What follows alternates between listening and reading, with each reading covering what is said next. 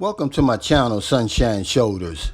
Sunshine Shoulders is a channel that's geared toward the new man and woman who's never been to the Philippines before, but who's contemplating a trip to the Philippines for a slow vacation or to rejuvenate. My 11 years of being affiliated with the Philippines doesn't make me an expert or a know-it-all. And if I come off like that, I really want to apologize. I'm really just trying to be helpful. My 11 years does give me a unique perspective, and I like to share that with the new man and woman, or anyone really, if it can help make your trip more enjoyable and by all means more safer. I'm boots on the ground here. I'm right in the middle of all this. I live among the locals, not around the edges like a lot of these other vloggers that you see talking about the Philippines. I'm going to give you the nitty gritty. I'm going to tell you exactly what I'm seeing, what I'm living, and what I'm experiencing. I'm never going to sugarcoat that, and that's not going to start today. I'm going to talk about the real culture shock that foreigners experience when they come to the Philippines. This is the nitty gritty, and I will not sugarcoat it. Thanks for stopping by. I really appreciate it. Enjoy the video. Shock. What is it for real? You hear people say that word all the time, but nobody ever really talks about it. Well, today I'm going to give you the nitty gritty on the real culture shock that foreigners experience when they come to the Philippines. See, most of the times when the newbie comes here, when the new man and woman makes their first trip to the Philippines, it's usually for about 2 weeks. They're on that honeymoon period. And they see things that they don't see. And it's only when they get back home and they get that reverse culture shock do they realize and they think to themselves, did I really see that? Did I really see that man urinating on the side of the road in full public view of everybody? Mothers, grandmothers, children, babies, with no attempt to try to be discreet and no regard for decency. Yeah, you saw that. It's the same thing I saw. And see, all culture shock is, I know what the real definition is, but let me give you the nitty-gritty definition.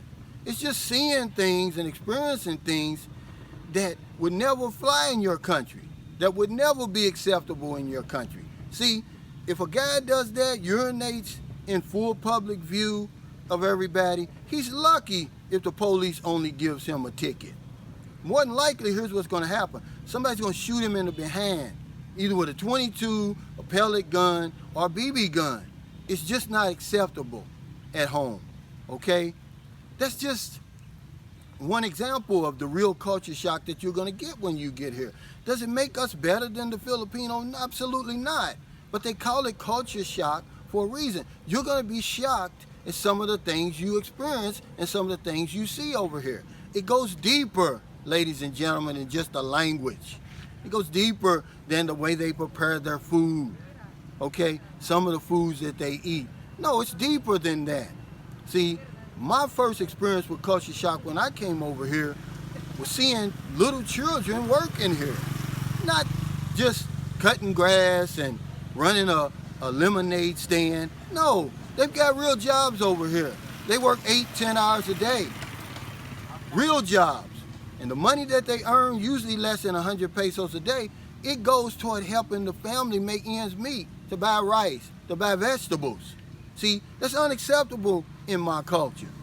And see, it takes a while for you to really get acclimated to that, to get, what do they call it? Because see, there's 4 stages to that culture shock. You reject it, you get comfortable with it, you accept it, and then you engage in it. See, and it takes a while. I hope that never becomes acceptable to me to see 8, 9, 10-year-old children working full-time jobs. And that's what you're going to see over here. My ex, my son's mother, when she was 10 years old, she had to drop out of school. She was on her way to the 6th grade because back then you went from 6th grade to high school. There was no 7th and 8th grade like they do now. But she had to drop out because her mother couldn't afford to buy her uniform and supplies. So what did she do? She started working for her cousin selling coconuts on the side of the road. And you'll see it in the Philippines. They got this big cart and it's stacked full of coconuts because coconut juice, coconut meat is very delicious, and it's very popular over here. And she'd work 8, 10, 12 hours a day, so much that at the end of the day, her hands would be yellow from dealing with the coconuts all day. And then at night, she'd sleep on the coconut cart. And the next day, she'd do it all over again. And this is 10 years old. So when you see that, don't just bypass it. Don't just be in denial of it. Absorb that. Let it change you. Let it affect you, because you're going to appreciate it when you go back home. All right? Another thing that you're going to see over here, this is the real culture shock, ladies and gentlemen. I'm just not talking about the language. You're going to see people who have thriving businesses over here selling food that they've gotten out of the garbage can, either in front of a Calendaria, in front of Jollibee's, McDonald's, or one of them. Then they'll take it home, they'll rewarm it, making it into like an adobo or a pancit or soup, and then resell it. And that's called Peg. And it's a thriving business over here, and it'll shock you once you learn about it, once you see it. These people taking this food out of the garbage. And see, but it's culturally acceptable over here in certain parts of the Philippines. Does that make me better than them? No. Does it make me look down upon them? No. But they call it culture shock for a reason. All right, so be careful when you come over here and you want to eat at one of the Calendarias on the side of the road. You try to patronize the micro businesses and the macro businesses over here, because you may be eating old food that they've gotten out of the garbage. There's no dumpster over here. All right, so that's real culture shock.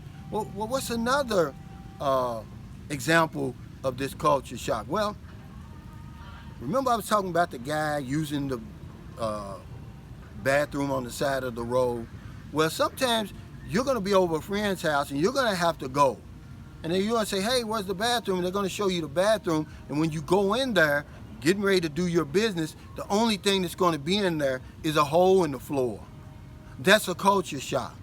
So instead of you sitting there holding it and using the bathroom on yourself, go ahead, pull your pants down, squat, do your business, get up, and get out of there. Hey, and by the way, there's not going to be any toilet paper in there, because that's culture shock.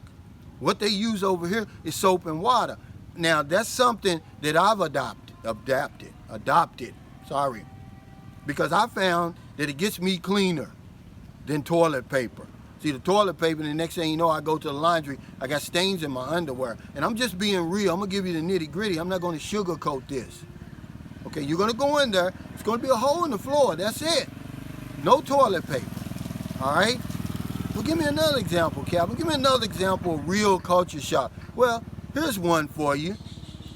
You may see somebody, you may be over somebody's house and you see the woman and she's giving her dogs a bath. She's cleaning the kettles out. She's doing all this stuff outside, dealing with these animals. And then she'll come in the house and then she'll eat her food with her hands. Yeah, that's a culture shock. See? That's culture shock to me. That's really, really shocking things that I see and I experience over here that would never fly in my country, in America.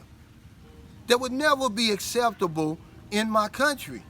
Ladies and gentlemen, that's real culture shock. Now, does that make me better? No. Does it make me look down my nose at Filipinos? No.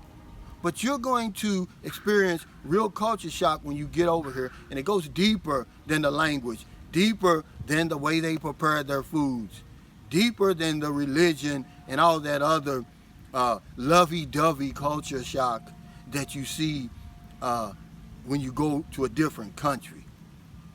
I'm talking about the real nitty-gritty culture shock. So thank you so much for stopping by. I don't want to offend anybody. I'm not putting anybody down. I'm just telling you how it is. I'm not going to paint this rosy picture and then you come over here and see some of this stuff and you say, well, Calvin never told me about the culture shock that I was going to experience in the Philippines. It's real, okay? Some of it's extreme and you'll never forget it. It's going to shock you. But if you stay over here long enough, you're going to go through those 4 stages. You're going to reject it.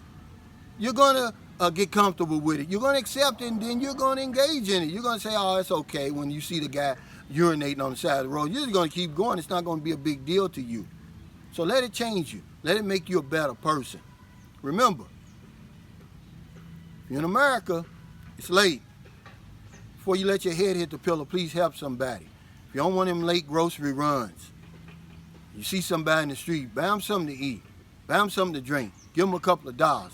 If you're in the Philippines, it's about 10:30 a.m. We got the whole rest of the day to find somebody to help. Because if I don't know anything else, I know this one thing for sure.